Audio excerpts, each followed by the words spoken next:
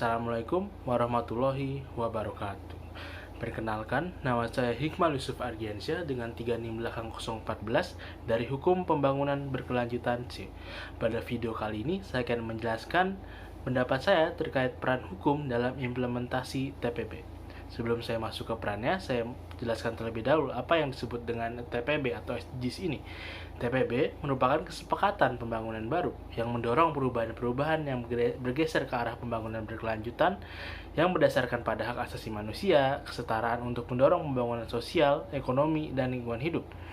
SDGs ini diberlakukan dengan prinsip yang universal, integrasi, dan inklusif untuk meyakinkan bahwa dengan prinsip-prinsip tersebut tidak ada seorang pun yang terlewatkan. SDGs sendiri terdiri dari 17 tujuan seperti yang dapat dilihat pada gambar di atas ini. Nah, selanjutnya kita masuk ke bagaimana peranan hukum dalam implementasi SDGs atau TPB ini. Yang pertama ada hukum sebagai regulator atau dasar perintah pelaksanaan SDGs. Pencapaian tujuan SDGs ini diperintahkan secara langsung dari peraturan perundang-undangan melalui Peraturan Presiden Republik Indonesia Nomor 111 Tahun 2022 tentang pelaksanaan pencapaian tujuan pembangunan berkelanjutan. Dalam Perpres ini dinyatakan terkait tujuan-tujuan TPB dan rencana pembangunannya. Dan juga diatur terkait perintah-perintah kepada semua ormas, filantropi, pelaku usaha, akademisi, dan pemangku kepentingan lainnya agar mereka dapat menyusun suatu perencanaan, pelaksanaan, pemantauan, serta evaluasi dari TPB ini. Adanya Perpres ini juga dapat menjadi suatu sistem pengawasan dan pelaksanaan serta penegakan hukum dalam perintah usaha-usaha mencapai sasaran SDGs ini. Seperti hal yang diatur pada pasal 8 Perpres ini yang menyatakan bahwa untuk melakukan pencapaian tujuan TPB atau SDGs ini dibentuk suatu tim koordinasi nasional yang terdiri dari Dewan Pengarah Nasional, tim pelaksana nasional, kelompok kerja nasional, dan tim pakar. Tugas-tugas dari masing-masing tim ini juga sudah dijelaskan dalam Perpres yang sama.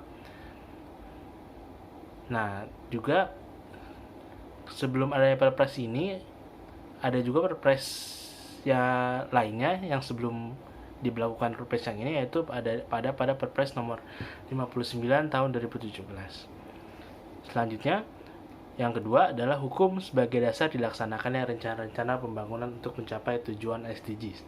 Dalam mencapai tujuan SDGs, tentu saja diperlukan suatu rencana-rencana pembangunan yang memiliki tujuan untuk seperti koordinasi antar pelaku pembangunan, menjamin terciptanya suatu integrasi, sinkronisasi, dan sinergi baik antar daerah, antar ruang, antar waktu, antar fungsi pemerintah maupun antar pusat ke daerah. Juga dapat menjamin suatu keterkaitan dan konsistensi antara perencanaan, penganggaran, pelaksanaan, serta pengawasan dan evaluasi. Bisa juga mengoptimalkan partisipasi masyarakat dan bisa juga menjamin suatu tercapainya penggunaan sumber daya secara efisien, efektif, berkeadilan, dan berkelanjutan. Dilihat dari tujuan rencana pembangunan ini merupakan hal yang penting dalam terlaksanakannya tindakan-tindakan untuk mencapai tujuan SDGs. Nah, disitulah fungsi hukum ada. Hukum dalam hal ini berperan menjadi suatu dasar dari pembentukan dan perumusan rencana pembangunan ini. Contohnya yang pertama ada Rencana Pembangunan Jangka Menengah Nasional atau RPJMN. Contohnya pada RPJMN 2020-2024 yang dasar pembuatannya ini mengacu pada Undang-Undang Nomor 25 Tahun 2004. Contoh lainnya adalah peraturan terkait rencana aksi daerah, rencana aksi nasional dulu yang diatur dalam Perpres nomor 111 tahun 2022 tentang pelaksanaan pencapaian tujuan pembangunan berkelanjutan dan aturan Perpres lainnya yang khusus membahas di suatu bidang. Misalnya ada Perpres nomor 53 tahun 2021 yang khusus membahas tentang rencana aksi nasional di bidang HAM. Nah, untuk rencana aksi daerah sendiri itu diatur di pergub masing-masing provinsi. Nah, yang ketiga adalah ada hukum sebagai dasar pelaksanaan program pemerintah untuk mencapai tujuan SDGs. Nah, apabila ingin mencapai suatu tujuan dari SDGs ini, diperlukan suatu program nyata dari pemerintah maupun non-pemerintah, yang dimana program tersebut berfungsi untuk mencapai tujuan-tujuan SDGs, yang dalam pelaksanaannya suatu program itu ditujukan untuk masyarakat secara umum, secara luas, Eh, Nah, untuk dapat berlakunya suatu program-program ini, maka dibutuhkan suatu dasar hukum sebagai dasar dari pelaksanaan program ini, dan juga di hukum tersebut juga diatur di bagaimana pelaksanaan secara teknisnya. Contohnya adalah seperti pelaksanaan program sembako, yang dimana ini untuk mencapai tujuan SDGs yang pertama, yaitu membasmi kelaparan. Yaitu program ini didasari dengan Peraturan Menteri Sosial Nomor 5 Tahun 2021 tentang pelaksanaan program sembako. Nah, contoh lainnya ada MBKM, Merdeka Belajar Kampus Merdeka, yang di sini itu tujuan program ini ada untuk mencapai tujuan SDGs yang keempat, yaitu pendidikan berkualitas. MBKM sendiri ini didasari pada Peraturan Kementerian Pendidikan dan Budaya Nomor 3 Tahun 2020 tentang Standar Nasional Pendidikan Tinggi. Nah, contoh yang terakhir adalah pengelolaan kawasan konservasi, yang dimana ini suatu program yang ditujukan untuk mencapai tujuan SDGs yang ke-14, yaitu ekosistem laut, yang ke-15 dan ekosistem daratan. Nah, program ini didasari pada PP atau Peraturan Pemerintah Nomor 23 Tahun 2021 tentang penyelenggaraan kehutanan dan Peraturan Menteri Kelautan dan Perikanan Nomor 31 Permen KP 2020 tentang pengelolaan kawasan konservasi. Nah, yang selanjutnya dan yang terakhir juga adalah hukum sebagai dasar monitoring dan evaluasi pelaksanaan SDGs.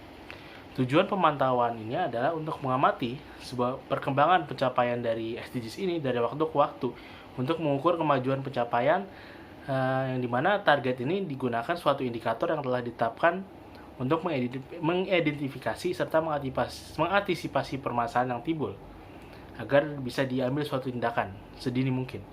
Sedangkan evaluasi ini ditujukan untuk memberikan suatu gambaran atas capaian dari SDGs ini yang menganalisis permasalahan dan faktor penyebab, sehingga hasil evaluasi menjadi umpan balik bagi perbaikan perencanaan kebijakan, program, dan kegiatan khususnya terkait dengan pencapaian tujuan dari SDGs. Sehingga pelaksanaan monitoring dan evaluasi ini menjadi sangat penting. Nah, di Indonesia sendiri, pelaksanaan monitoring dan evaluasi pelaksanaan SDGs ini diatur dalam Permen PPN atau Peraturan Kepala Bappenas Nomor 7 Tahun 2018 tentang koordinasi, perencanaan, pemantauan, evaluasi, dan pelaporan pelaksanaan tujuan pembangunan berkelanjutan. Dalam peraturan tersebut, selain diatur terkait pelaksanaan monitoring dan evaluasi pelaksanaan SDGs, di peraturan tersebut juga disebutkan siapa atau badan apa dan bagaimana cara pelaksanaan teknis dari monitoring dan evaluasi pelaksanaan SDGs ini. Nah, selanjutnya kita masuk ke kesimpulan. Berdasarkan penjelasan yang saya sudah jabarkan sebelumnya, bahwa dapat dilihat di mana hukum ini memiliki suatu peran yang sangat penting dalam atau menjadi suatu dasar peregulasian, perencanaan, penyelenggaraan, dan pelaksanaan, serta monitoring dan evaluasi terkait program-program yang digunakan atau dilaksanakan untuk mencapai tujuan SDGs ini. Nah, melihat perannya, maka hukum dalam atau untuk mencapai tujuan-tujuan SDGs ini menjadi salah satu hal yang paling mendasar atau paling esensial dalam hal pelaksanaan dan pencapaian program SDGs ini. Nah, itu dia penjelasan dari saya terkait bagaimana peran hukum dalam implementasi SDGs atau TPB. Kurang lebihnya mohon maaf atas perhatiannya. Terima kasih. Wassalamualaikum warahmatullahi wabarakatuh.